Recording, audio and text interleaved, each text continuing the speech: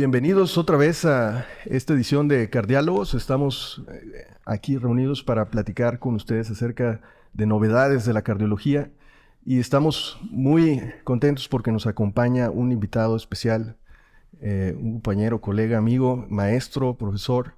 ¿Qué te parece, Erasmo, si me ayudas a presentarlo? Muy bien, pues bienvenidos todos a este Cardiálogos, nuevo Cardiálogos, en donde tenemos el honor de tener al famosísimo doctor Gerardo Pozas, quien tengo el gusto de conocer hace más de 20 años, desde que estaba todavía en la residencia. Él ya estaba haciendo electrofisiología en el Instituto Nacional de Cardiología con los maestros exponentes a nivel internacional de las arritmias. Gerardo, además de ser una persona brillante, por fuera del promedio, se los puedo asegurar, es una persona muy, muy apasionada en lo que hace, es una persona enamorada de su trabajo. Él no trabaja, realmente está disfrutando de ver electros, de tratar pacientes con arritmias, con casos complejos, y nos ha tocado ver cómo ha evolucionado para adaptarse a las cosas nuevas que se presentan. De tal forma que Gerardo también, además de eso, tiene un libro de arritmias, que es un libro que es bastante fácil de entender. Es un libro que nos ayuda a comprender las arritmias de una forma, digamos, cotidiana, de una forma que nos permite entenderlas sin tanto complejidad como lo es. Lo desmenuza de una manera tan fácil. Le recomendamos su libro, Electrocardiografía de las arritmias, su segundo libro. Sí. Gracias, sí, Erasmo Luis, efectivamente es el tercero, de hecho. Tercer libro, Es sí. el tercero, el segundo de la época reciente. Sí. El primero, el segundo, que es métodos y técnicas en electrocardiografía, y este último, electrocardiografía de las arritmias. Ujú. También darle la bienvenida al doctor García Ramos, que nos acompaña y es estudiante de medicina, ya saliendo, yo creo que así, ¿verdad? Futuro electrofisiólogo. Futuro electrofisiólogo, alumno del doctor Gerardo Pozas. Doctor, acerca de su libro, ¿cuándo salió? ¿Cuándo lo salió publicado? ¿Dónde lo podemos conseguir? Este libro se publicó este año, en mayo de este año.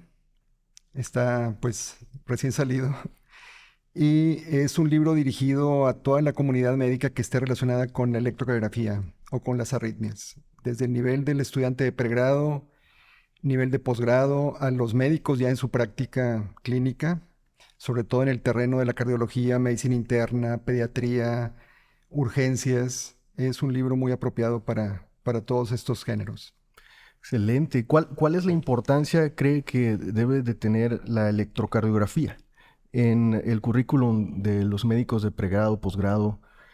Em, Definitivamente, Luis, creo que la materia de la electrocardiografía debe enseñarse sistemáticamente a nivel de pregrado. El egresado de la carrera de medicina debe tener las habilidades y las competencias necesarias en electrocardiografía y desde luego también en el nivel de posgrado. Es, es una materia esencial, no solamente en el área de la cardiología, sino para todo aquel médico que en su práctica vaya a estar en contacto con un electrocardiógrafo. Y como el electrocardiógrafo está disponible, ampliamente disponible, pues todo el mundo debería tener el conocimiento básico de la electrocardiografía, de las arritmias y del uso de la herramienta diagnóstica. claro, y Sí. Una parte importante también es el hecho de que con frecuencia nos pensamos que la educación de los estudiantes de medicina siempre es centralizada a un lugar donde hay un hospital, pero esos estudiantes van a terminar en comunidades, en su servicio social, en donde deben de tener conocimientos muy sólidos para poder ayudar al paciente. No necesariamente van a conocer todo lo mismo que sabría un cardiólogo o un cardiólogo electrofisiólogo, pero sí lo mínimo para reconocer los casos más graves y los casos que requieren de ayuda de otros pacientes. No todos están en un hospital, muy frecuentemente Ujú. los estudiantes se trasladan a comunidades alejadas de lugares donde haya más tecnología, pero por eso es muy importante. Yo, si fuera médico de servicio social, yo me iría con mi libro. claro. Y pues entonces, ¿dónde lo puedo conseguir? ¿Cómo lo consigo? ¿Dónde lo puedo comprar? Como quien dice. El libro se consigue en las librerías de renombre, en Amazon, en Mercado Libre, en la propia página de la editorial que es Pidesa. Se puede conseguir en todos estos sitios. Excelente. Pues vamos a pasar al El tema artículo. que nos atañe. Sí, una de las partes importantes de la electrofisiología es la parte de la instrumentación o la parte del hardware, como dicen, para tratar ciertas enfermedades. Y lo que nos atañe, un tema que hemos estado impulsando mucho en TechSalud es la falla cardíaca. Tenemos una clínica de falla cardíaca, tenemos un equipo de choque cardiogénico.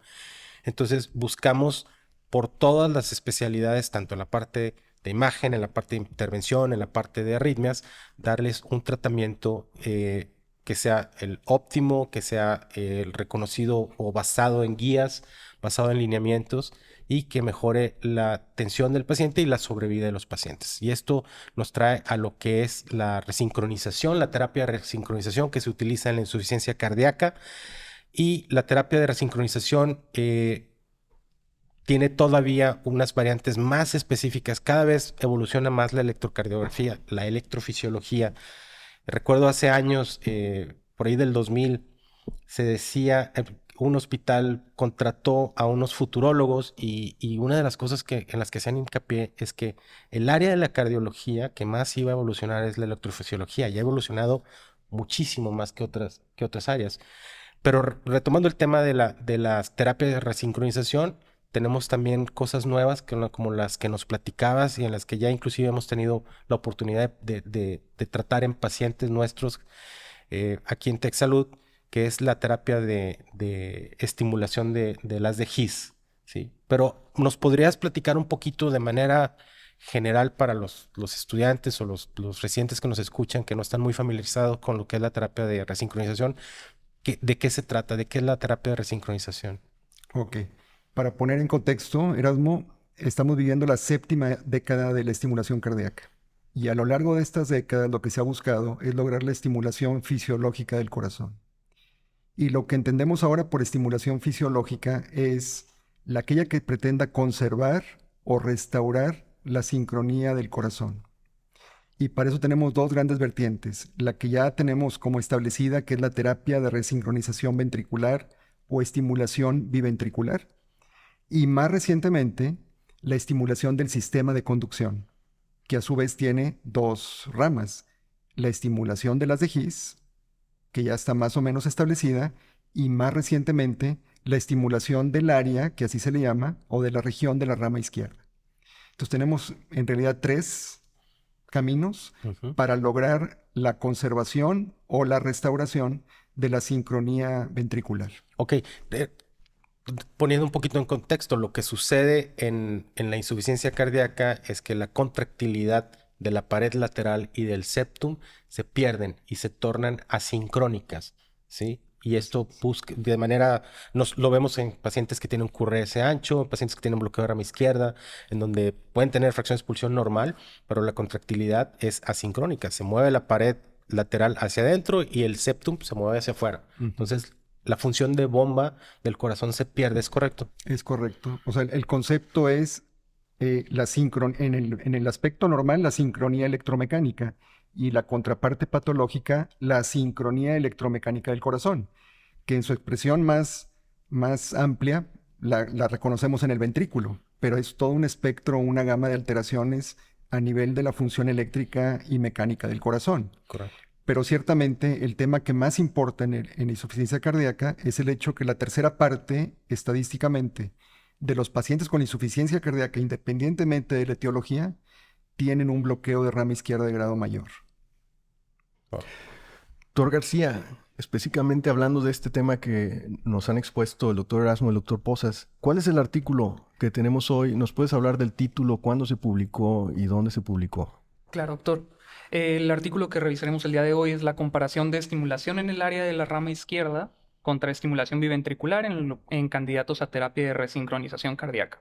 Se publicó en el Journal del American College of Cardiology en julio de este año por el doctor Vijayaraman en el Instituto Heisinger Heart Institute en Pensilvania, Estados Unidos. ¿Por qué esto surge como una alternativa, doctor? Los antecedentes del artículo nos llevan a ver cómo la terapia de resincronización cardíaca es algo ya muy establecido. donde tenemos la estimulación biventricular como la forma de tratar a estos pacientes. Pero se ha visto que hay muchos pacientes que no responden óptimamente a esta terapia. Y el artículo nos dice que aproximadamente 30% de los pacientes no logras obtener una adecuada resincronización con la terapia.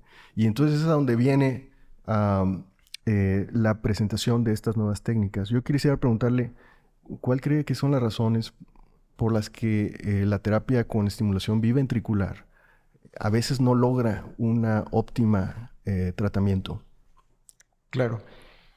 Puede haber razones técnicas propias del procedimiento, es decir, incapacidad de canular el seno coronario o por alguna complicación como una disección del seno coronario que imposibilite el avance de un catéter en alguna vena tributaria, o que el paciente carezca de venas susceptibles de ser un tejido blanco para colocar un cable.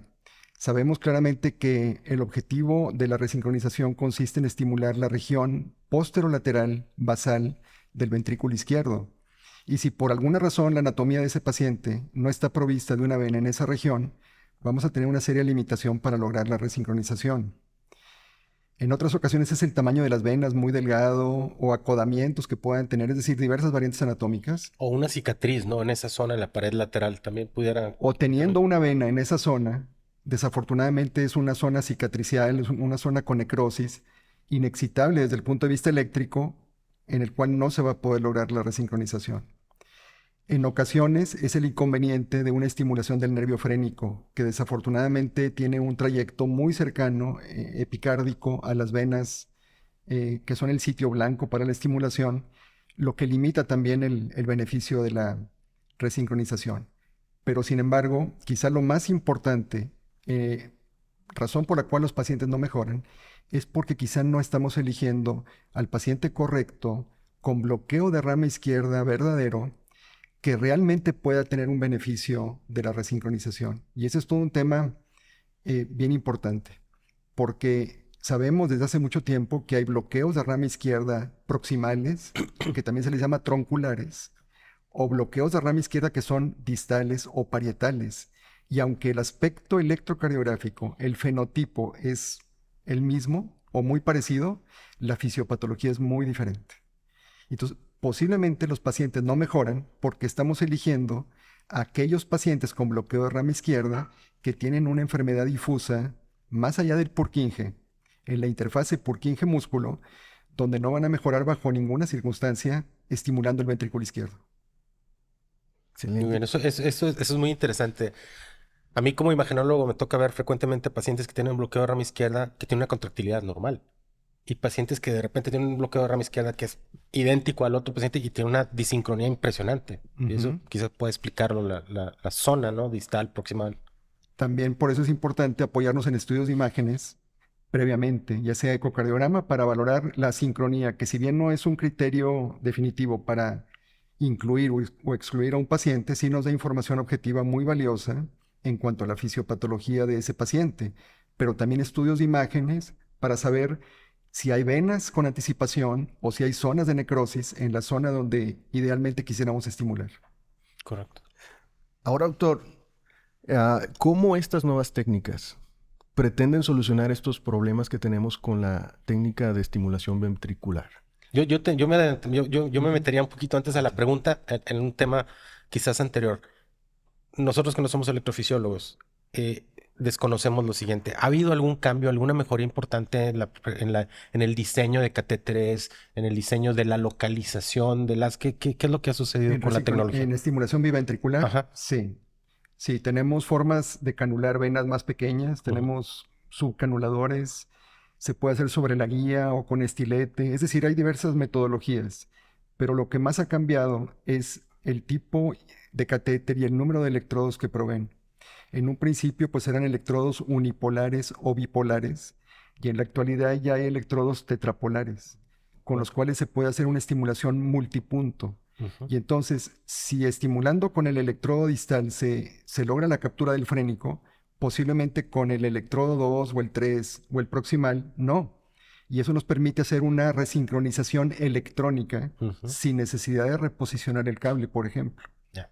O se puede estimular de 2 electrodos izquierdos simultáneamente, que luego junto con la bobina del lado derecho logre la estimulación biventricular. Y otro aspecto, por ejemplo, en el desarrollo de los electrodos es la forma. Quizá en el extremo distal tengan una forma como en S, una curva, que hace que al retirar el estilete o la guía Se endereza. se expanda, más bien se Se expanda, expande, ok. y entonces adopta una forma en S para adosarse a la pared y que sea más difícil el desplazamiento del...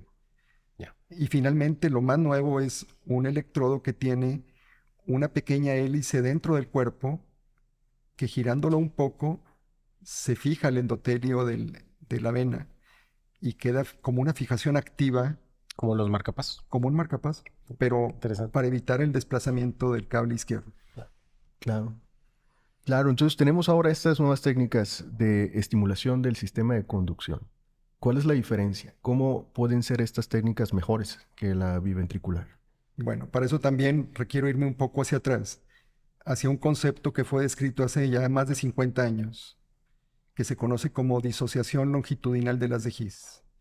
Y esto consiste simplemente en el hecho de que las fibras en el haz de His ya están predestinadas hacia qué rama o fascículo van dirigidas.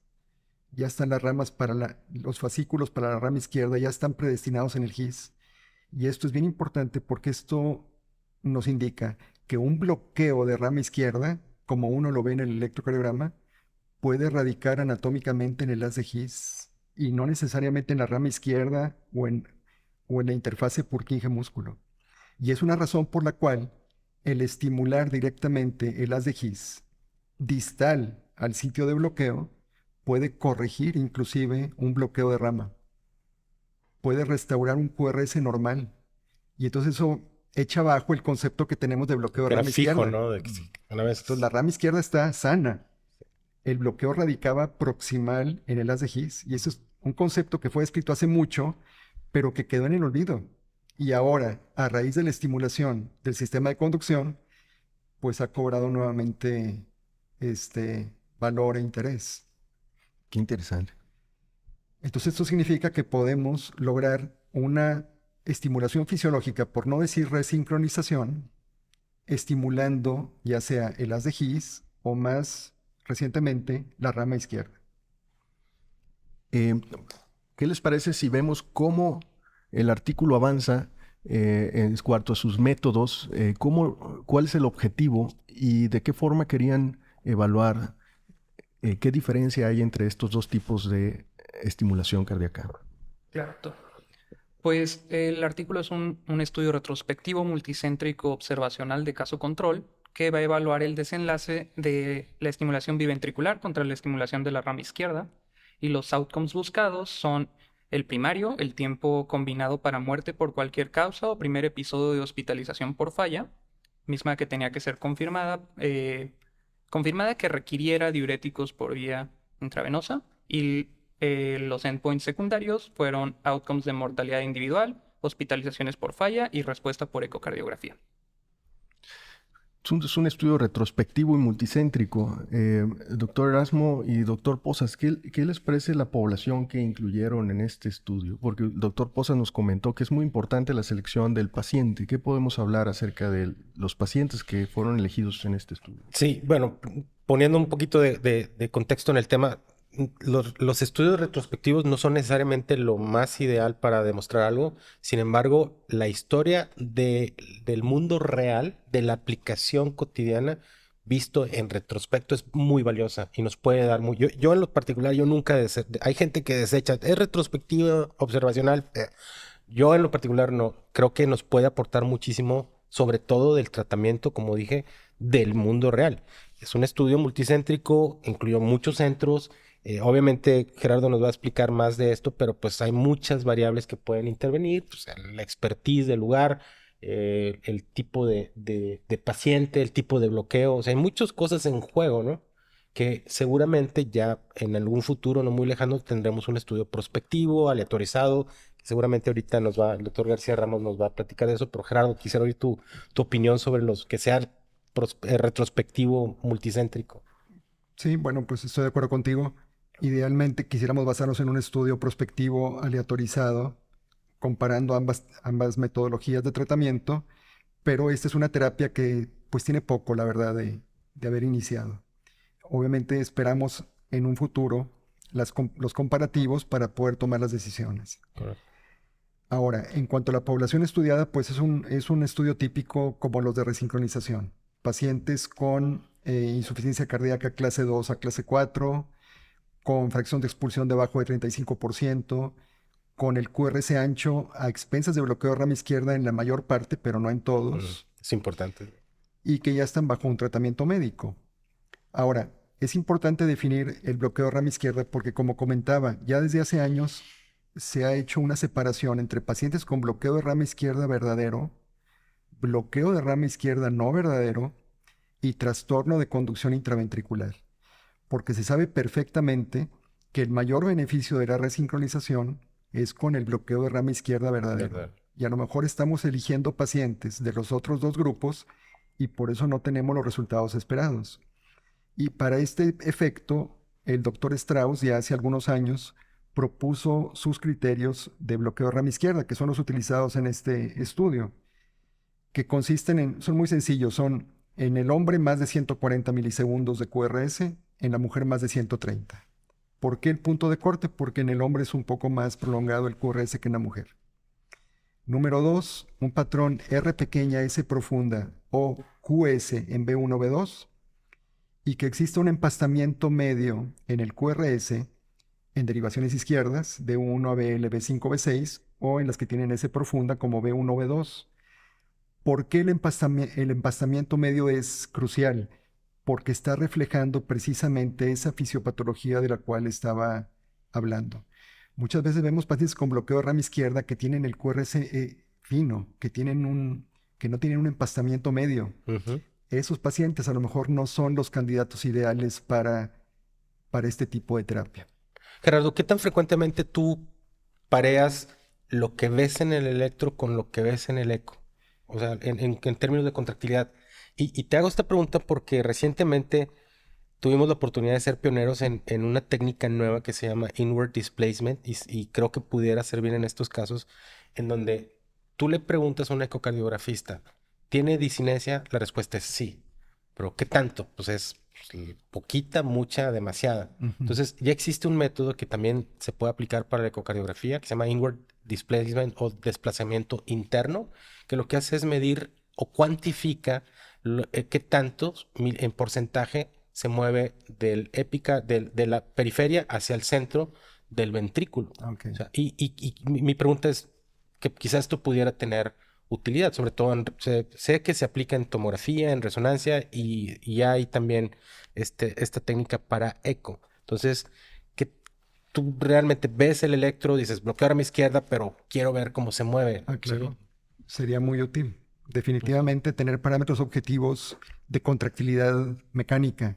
Claro, porcentajes. Yo pienso que el paciente que mejora es el paciente que al activar o desactivar la terapia de resincronización, como se puede hacer en una programadora, automáticamente se reflejaría en la contractilidad ventricular. Mejoraría o empeoraría. Porque está el otro grupo de pacientes que hay que esperar semanas o meses a que remodele el corazón, si es que va a haber remodelación, para obtener una mejoría tardía. Pero eso es más incierto.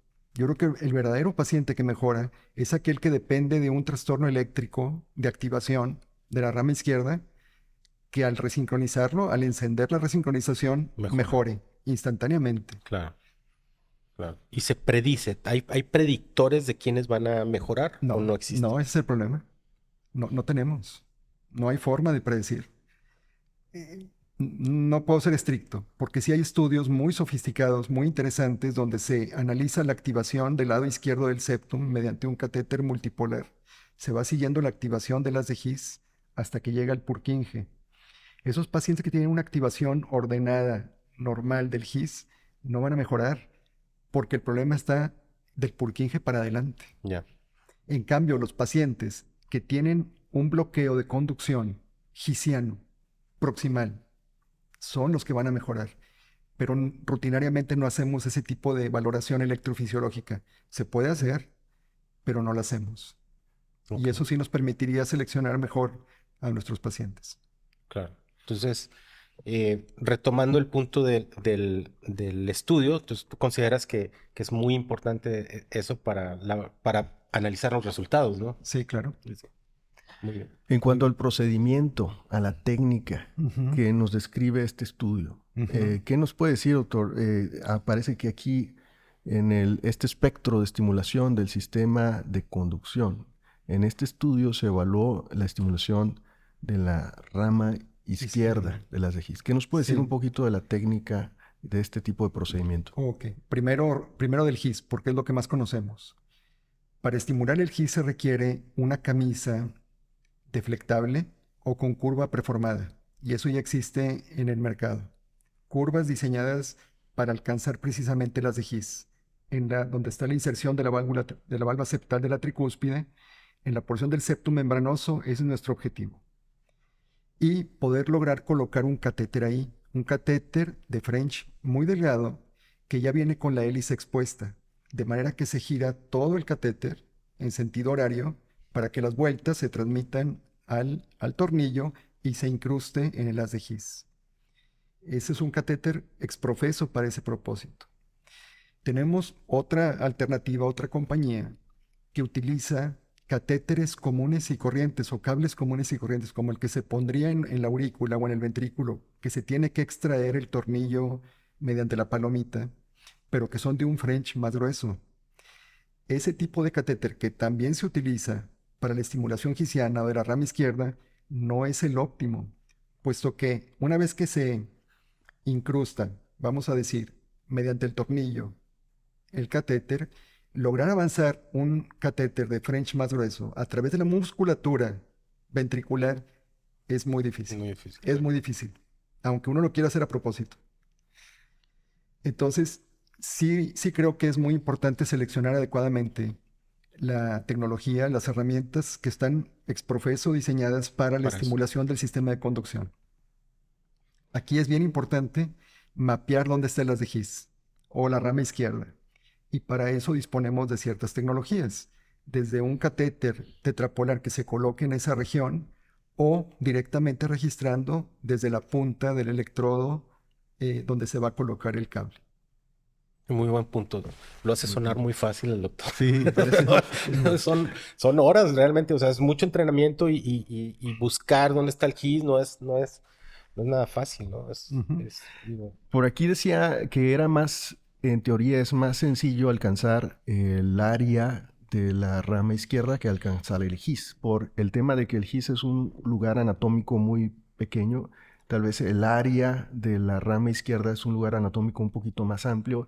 Entonces, técnicamente el artículo hacía referencia a que puede ser el procedimiento más sencillo el estimular la rama izquierda que estimular el GIS, y que esto se traducía en procedimientos menos tardados, menos fluoroscopía, ¿verdad? claro. Sí.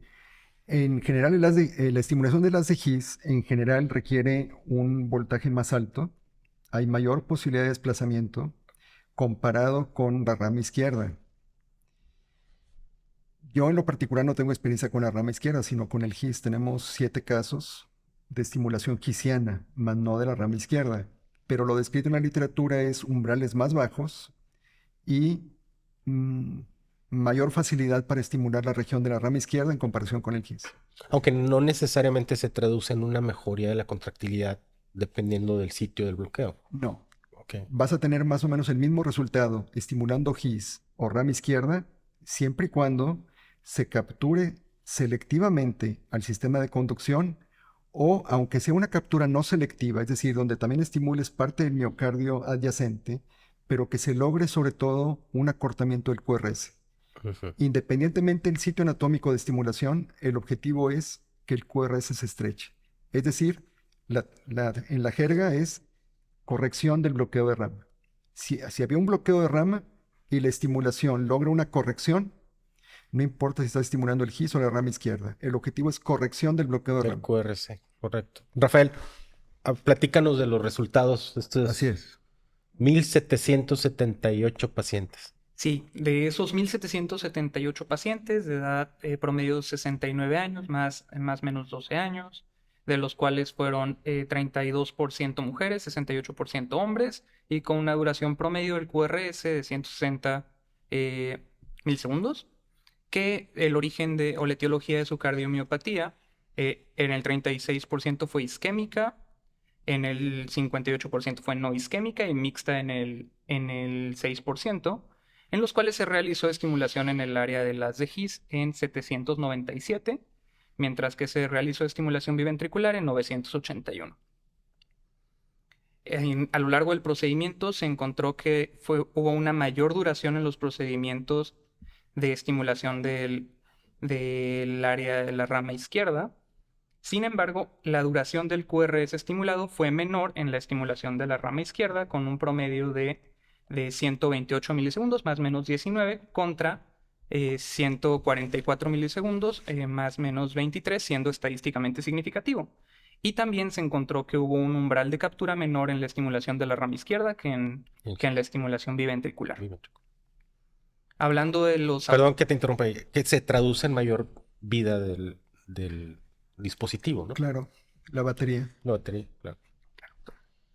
Hablando de los outcomes, se alcanzó el outcome primario de la mortalidad, del tiempo combinado para mortalidad por cualquier causa o primer episodio de hospitalización por falla en el 28% de los pacientes en la estimulación biventricular contra el 21% en la estimulación del área de la rama izquierda, siendo estadísticamente significativo, y los outcomes secundarios en mortalidad. Hubo menos muertes en estimulación del área de la rama izquierda, sin embargo no fue estadísticamente significativo, y las hospitalizaciones por fallas sí fueron significativos, siendo un 12% en la estimulación de la rama izquierda contra el 19% en biventricular.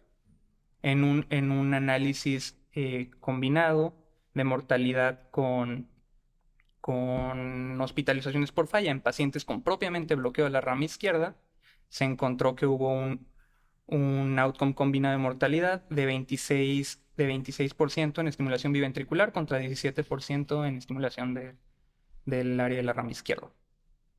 Y hablando sobre la funcionalidad, en la clase funcional por la New York Heart Association, se tenía un promedio de 2.82 más menos 0.7 en la estimulación, en los pacientes que fueron estimulados en la rama izquierda, que llevó en promedio 2.1 más menos 0.7, siendo estadísticamente significativo el cambio. Y en los pacientes con estimulación biventricular se tenía un promedio de 2.69 más menos 0.6, que llevó a 2.19 más menos 0.8, igualmente siendo estadísticamente significativo el cambio. Muy bien. Muy bien. En general, estos resultados son positivos. Creo que desde el punto de vista de objetivos clínicos lograron ser mejor la nueva terapia. Desde el punto de vista de resultados de electrocardiográficos también logró tener mejores QRS. Después, desde el punto de vista de imagen, de función ventricular, fracción de eyección, también logró ser mejores resultados con esta nueva técnica de estimulación.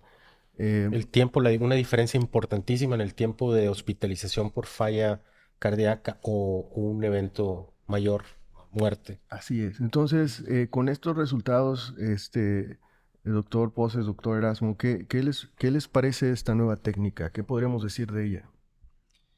Tanto los pacientes en el grupo biventricular como en el grupo de rama izquierda mejoraron. Hubo mejoría en todos estos parámetros en ambos grupos, pero la mejoría fue mayor en la rama izquierda.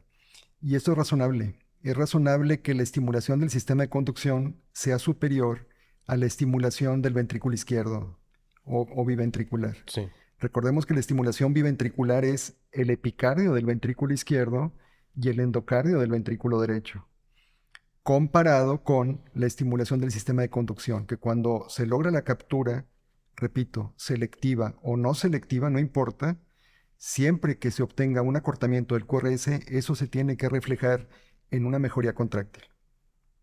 Claro, eso es un punto muy importante porque en un sentido es más fisiológico la estimulación del del sistema de conducción la rama izquierda en comparación con el biventricular, ¿no? Que estás estimulando una zona que sí se mueve del epicardio versus una zona exclusivamente donde estás limitando el uso de energía a una parte eh, donde está la disincronía o la causa de la disincronía, ¿no? Lo novedoso de toda esta terapia del sistema de conducción es que se puede aplicar en pacientes, ya lo estamos viendo, que tienen bloqueo de rama.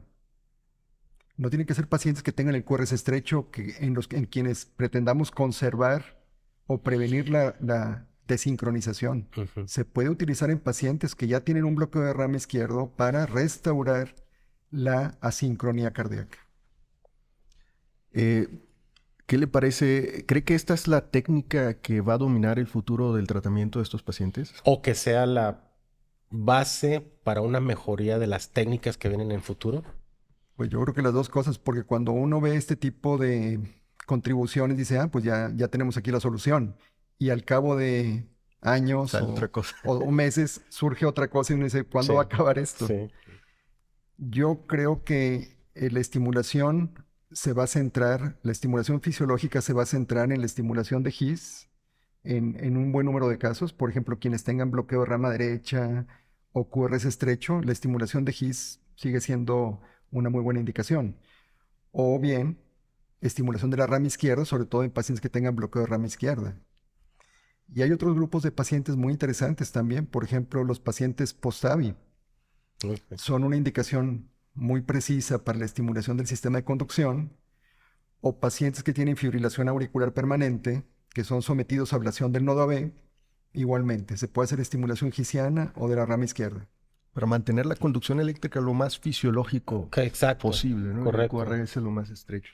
Muy bien. Ahora, para terminar hablando específicamente de este estudio que hemos revisado, doctor García, ¿cuáles le parece que pueden ser las limitaciones que tiene? ¿Podemos basarnos en este estudio para tomar decisiones o qué características tiene la metodología que crea limitaciones en ¿Es el... un game changer? ¿Es algo que viene a cambiar la práctica o es algo que nos pone en perspectiva esto? Nos pone en perspectiva de que debemos de hacer más en este tema, ¿no? Ok. Al ser un estudio retrospectivo, observacional, pues nos abre la puerta a tener estudios prospectivos, como se mencionaba al inicio, ¿no?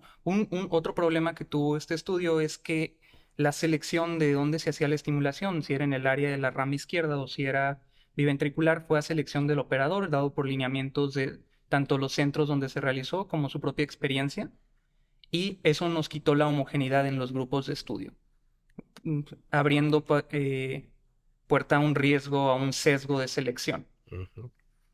Otra de las cosas que tuvo de limitación este estudio es que las evaluaciones ecocardiográficas no fueron ciegas.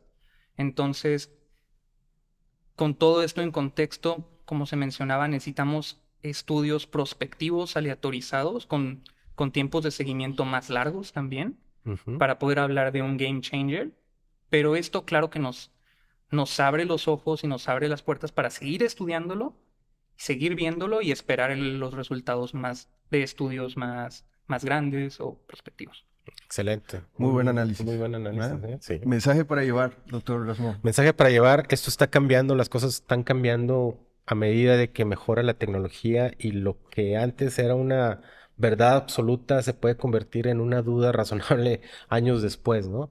Lo hemos visto con muchas cosas, pero yo creo que es muy importante lo que lo que nos muestra este estudio, en donde debemos de tener en mente que la conducción fisiológica es mejor o nos abre la ventana. Perdón, no quiero ser categórico porque nos faltan estudios, pero nos está apuntando a que es mejor la estimulación fisiológica y esto puede venir a eliminar, obviamente, los problemas que tenemos en pacientes que no tienen venas, que tienen necrosis laterales. También nos presenta el problema de los pacientes que probablemente tengan necrosis septales que no permitan, Exacto. ¿sí? Un infarto anteroseptal que no tenga una zona de aterrizaje adecuada.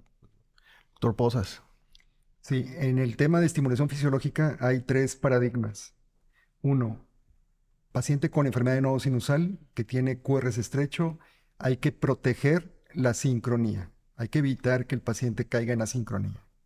Paciente con bloqueo AB, donde la estimulación ventricular es indispensable, no hay otra forma de ayudar a ese paciente, Ujú. hay que prevenir la desincronización, hacer todo lo posible para que nuestro modo de estimulación no favorezca la sincronía. Y finalmente, pacientes con bloqueo de rama izquierda, por ejemplo, en el contexto de insuficiencia cardíaca, hay que restaurar la sincronía ventricular. Pues les agradecemos por haber estado con nosotros, nuestros invitados, al doctor Erasmo, como siempre, acompañándonos, al doctor Gerardo Pozas y al doctor García Ramos. Esperemos que nos vean en nuevas ediciones de Cardiálogos, discutiendo, hablando sobre interesantes artículos novedosos, lo último que hay en cardiología, que es lo que nos apasiona. Un saludo a todos. Compren el libro. Y compren el libro, el libro del doctor Pozas en Amazon y Mercado Libre. Un saludo. Gracias. Gracias. Muchas gracias.